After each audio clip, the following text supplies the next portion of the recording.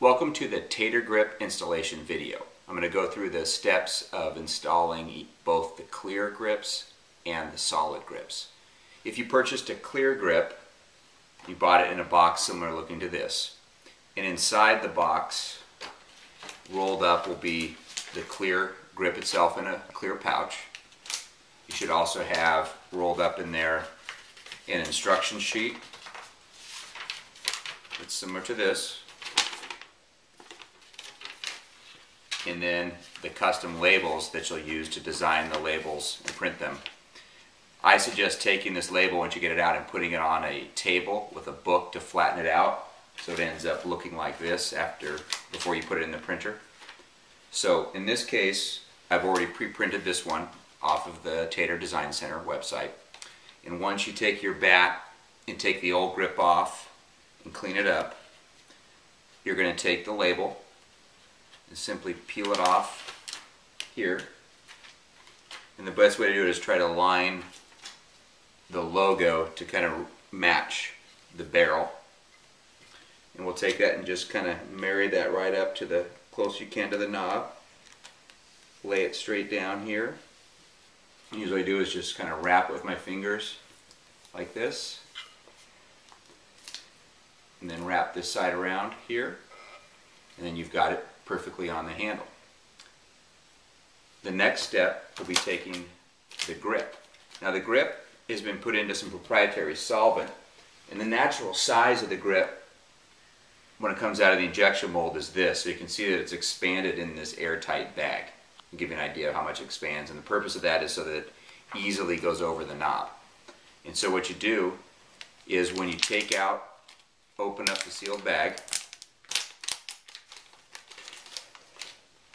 pull the grip out. It might be a little bit moist, so you could have a little bit towel to clean it up if you want the moist, but it does help sliding it over the grip or over the knob of the bat. And then you just take it from this side and you want to push it over the knob like this. And then once you've got it over the knob in this situation, then you can just start to feed it down the bat in this instant. And you can see that it goes down pretty quick. In your package, we've included a rubber band or a zip tie. But what I suggest doing when you install it is to leave it over the knob like this, so you can see that it's right over the knob. And what's going to happen is over the next few hours, this grip will start shrinking up so that it's basically the size of that grip covering the label. Now, if you'd like to, you could pull it all the way down and cinch a rubber band around the knob inside here to hold it tight. And then you're good to go, and in a few hours you can just lean it up against a table, and probably in 2 to 3 hours it'll have shrunk up, and probably 4 to 5 hours you'll be ready to play. If you do leave it over the knob like this, what'll happen is when you play, you throw it on the ground in the dirt, it'll get cuts and nicks and tear around here, and that's okay. You can just take a razor blade and cut it right in here so it's married up right to the knob, similar to what I did with this bat here. So that is how to install the clear Tater Grip. If you ordered a solid Tater Grip, you'll have received it in a box similar to this.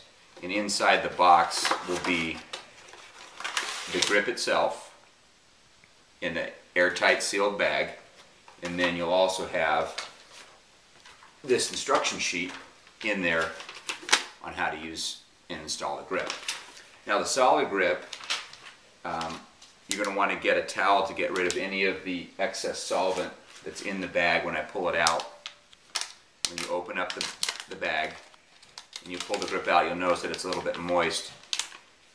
Sometimes it's easier to put it on if you kind of dry it a little bit with a towel, but it's not that big of a deal. And what we do to install this grip is this is a grip that I had a label on, but if you just take your old grip off, or if you want a bigger feel on your bat handle, you could slide this over the existing grip as well. It all depends on the feel and what you like personally. And then you just simply take it and push it over the knob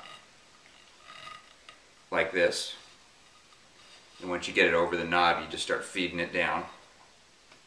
And sometimes it can curl up a little bit like that, and all you got to do is just pull up on it a little bit and it'll straighten right out, and then you can just go back to feeding it down. And similar to the clear grip, you can either leave it over the knob like this to let it shrink down, and that's kind of what we recommend. And then once it's completely shrunk down to its normal size, then when you go play, it may, if it bounces on the ground, you may get some cuts and tears around the knob, or you could put some tape over the knob to keep it there. I suggested that once it gets a couple nicks in it, you just take a razor blade and cut right underneath the knob so it's just married up perfectly on there. And again, about 4 to 6 hours for it to dry.